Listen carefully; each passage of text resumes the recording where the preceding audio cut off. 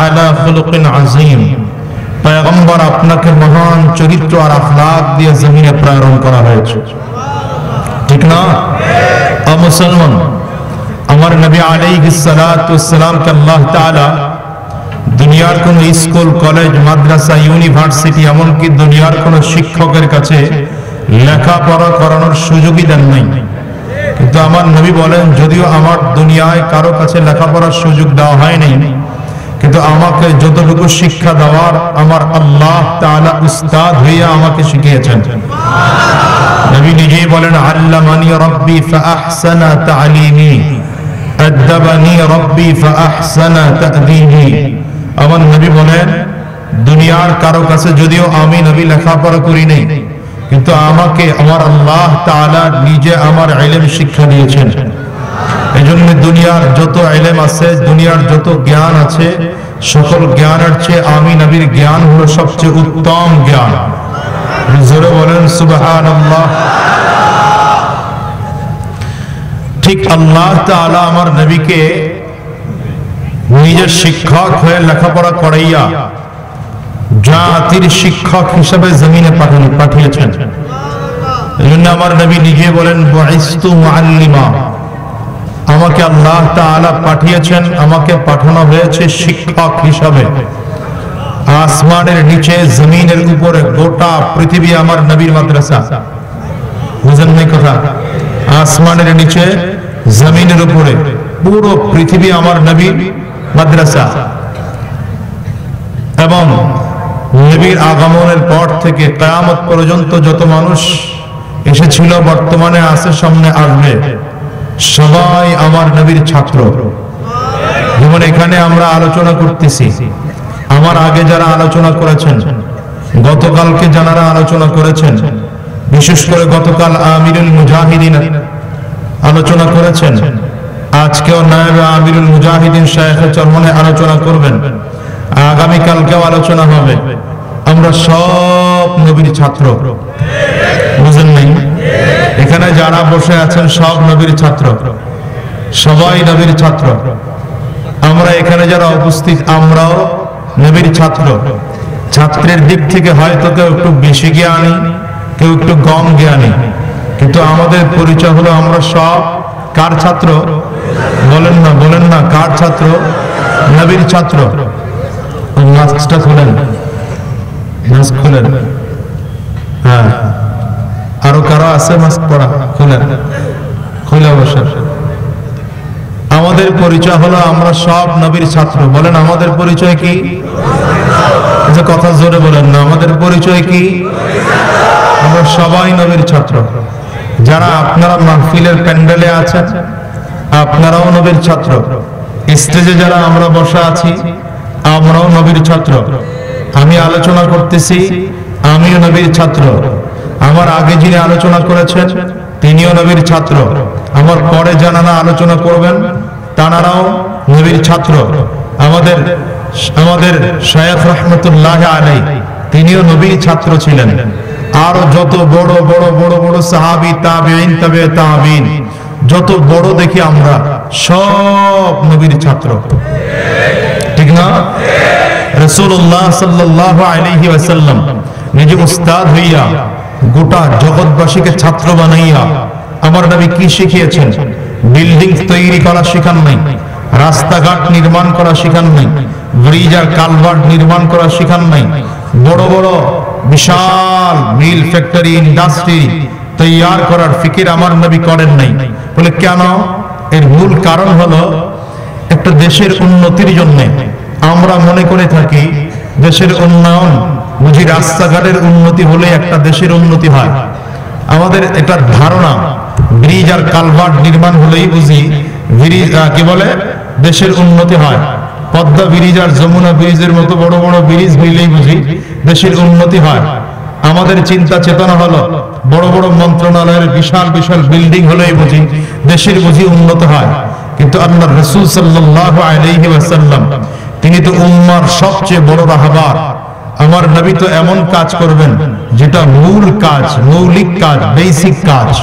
এজন্য আমার নবী বেসিক কাজ করেছেন যে একটা দেশে এই বড় বড় রাস্তা নির্মাণ হওয়া, ব্রিজ নির্মাণ হওয়া, কালভার্ট নির্মাণ হওয়া, বিশাল বড় বড় এয়ারপোর্ট তৈরি হওয়া, অনেক বিশাল কিছু তৈরি হওয়া, এটা একটা দেশের উন্নতির মূল চাবিকাঠি নয়, বরঞ্চ একটা দেশের উন্নতির মূল চাবিকাঠি হলো সেই দেশের নাগরিকগুলো সৎ, যোগ্য, আল্লাহ ভীরু তৈরি হওয়া।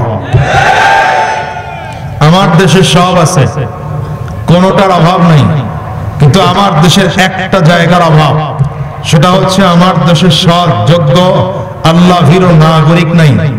সৎ, যোগ্য, আল্লাহ ভীরু নাগরিক না থাকার কারণে যদিও বড় বড় ব্রিজ হয়েছে, কালভার্ট হয়েছে, রাস্তাঘাট হয়েছে, পোর্ট হয়েছে, এয়ারপোর্ট হয়েছে, আরো কত কত বন্দর হয়েছে, কিন্তু দেশের উন্নতি হয় না। দিন দিন তলানিতে যায়, রডের পরিবর্তে বাঁশ দেওয়া হয়। এর মূল কারণ হলো চরিত্রবান নাগরিক তৈরি হয় না। যদি আমার দেশে চরিত্রবান নাগরিক তৈরি হতো, তাহলে এদেশের উন্নতি হতে বেশি দিন টাইম লাগতো না। কতদিন টাইম লাগতো? খুব ভালো করে বুঝেন। ইসলামের শুরুর দিকটা এত মারাত্মক, এত অর্থনৈতিক দুরবস্থা ছিল যে আপনারা জানেন সাহাবায়ে কেরাম একটা খেজুর খেয়ে দিন কাটিয়েছেন।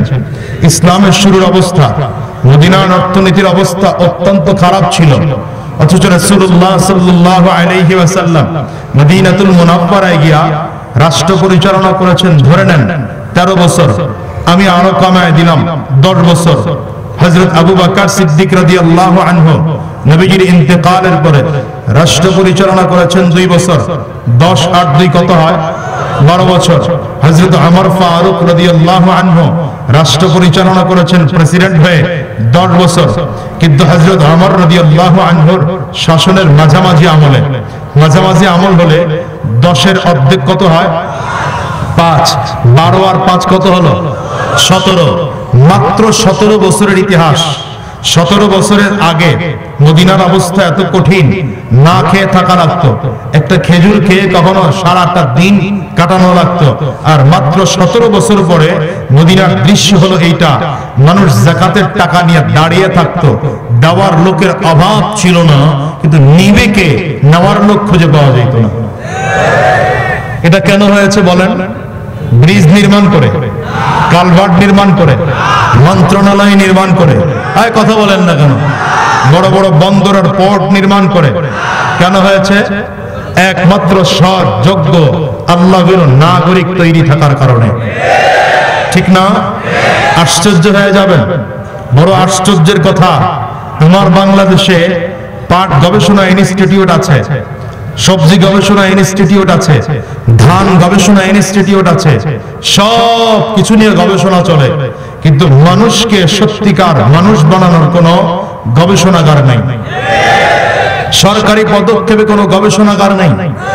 এই গবেষণার জন্য মানুষকে মানুষ হিসাবে গড়ে তোলার জন্য একমাত্র মেহনত চলে, বেসরকারি মেহনত।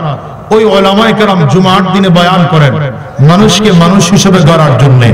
জামাতে তাবলীগ হক কায়দায় মেহনত করেন মানুষকে মানুষ হিসেবে গড়ে তোলার। হক্কানি পীর মাশায়েখরা মেহনত করেন মানুষকে মানুষ হিসেবে গড়ে তোলার। ওয়াজ মাহফিলে ওয়াজ হয়, এর মূল কারণ মানুষ হিসেবে গড়ে তোলার চেষ্টা করা হয়। আজকেও ঢাকা বিভাগীয় মুজাহিদ কমিটি 3 দিন ব্যাপী আয়োজন করেছেন। এর মূল উদ্দেশ্য দুনিয়া কামানো নয়, মূল উদ্দেশ্য নাম ডাক কামানো নয়, দুনিয়ার উদ্দেশ্য দুনিয়ার কোন লাভ কামানোর জন্য নয়, বরঞ্চ মূল উদ্দেশ্য হলো এই দেশের মানুষগুলোকে আল্লাহ ভীরু, সৎ আর যোগ্য নাগরিক করে গড়ে তোলা। ঠিক না? আজকের এই জায়গাটা যদি সরকারি ভাবে করা হতো, তাহলে আমার দেশের লক্ষ কোটি কোটি মানুষ দিনদার হয়ে যেত। আমরা কয়জনই বা পারি? যে কয়জনই বা পারার জন্য চেষ্টা করি, তাও তো অনুমোদন পাইতে গিয়ে ঘাম ছুটায় দিতে হয়। মাথার ঘাম পায়ে ফেলার পরে অনুমোদন পাই না। কথা বলেন না কেন? হ্যাঁ, নয়তো ঢাকার এই সিবার মধ্যে উলামায়ে কেরামদের বয়ান করা লাগে। আফসোস রাখার মতো জায়গা এদেশের মানুষের কাছে নাই। শোনেন, তবুও উলামায়ে কেরাম এই মেহনত করে। উলামায়ে কেরামদের এই জবান বন্ধ করে দেওয়ার জন্য তো হাজারো মেহনত চলে। এরা বুঝেই না যে উন্নতির চাবিকাঠি কোনটা। জানেন এদেশের মানুষ জেল খাটায়া, পুলিশ ভয় দেখায়া যে মানুষগুলোকে ভালো করতে না পারে, আমি আপনাদেরকে হাজারো প্রমাণ করে দেখাতে পারবো, হাজারো প্রমাণ করিয়ে দেখাতে পারবো। এদেশের ওলামায়ে কেরামদের মাত্র 20 মিনিট আধা ঘন্টার বয়ান শুনে, কুয়াকাটা হুজুরের মাওলানা হাফিজুর রহমান সিদ্দিক সাহেবের বয়ান শুনে, আরে শায়েখ চরমনের আধা ঘন্টার বয়ান শুনে, আমিরুল মুজাহিদিন হযরত পীর সাহেব চরমনের আধা ঘন্টার বয়ান শুনে এদেশের মানুষ চোখের পানি ছেড়ে কান্না করে খাঁটি আল্লাহওয়ালা দিনদার আর ইমানদার হয়ে যায়। ওই মানুষটা সরকারি মাল চুরি করার পরিবর্তে রক্ষণাবেক্ষণ করতে যায়। আমাকে দেখান বাংলাদেশের এমন কোন জায়গাটা আছে পুলিশের ভয়ে চুরি বন্ধ হইছে? হ্যাঁ, এই যে সেদিন শুনলাম আমার বরিশালে মামলা হয়েছে সিসি ক্যামেরা চুরি। বুঝে নাই কি চুরি? তো সিসি ক্যামেরা লাগানো হয় কেন? চোর ধরার জন্য। তো চোরে যদি সিসি ক্যামেরাই চুরি করে তাহলে পরিস্থিতি কেমন হলো? আমাদের বরিশালের ভাষায় বলে মাছে কোষ লড়াই। মাছে কোষ লড়াই বুঝুন তো? কোষ চিনেননি আপনারা? শহরের মানুষ চিনবেন কেমন? কোষ চিনেননি আপনারা? মাছ মারে যে, তো পরিস্থিতি কি? কোষ দেখা মাছ দৌড়াবে, এটা কি ঠিক না? কোষ দেখা, কিন্তু মাছ দেখে যদি কোষ দৌড়ায়, বুঝেন না কথা? হ্যাঁ রে, কেমনে বুঝাবো? এই জন্য এই মাহফিল গুলো কম হওয়া লাগবে না বেশি লাগবে? কথা বলেন না কেন? মাহফিল গুলো কম হবে না বেশি হবে? যত বেশি হবে তত দিনের ফায়দা।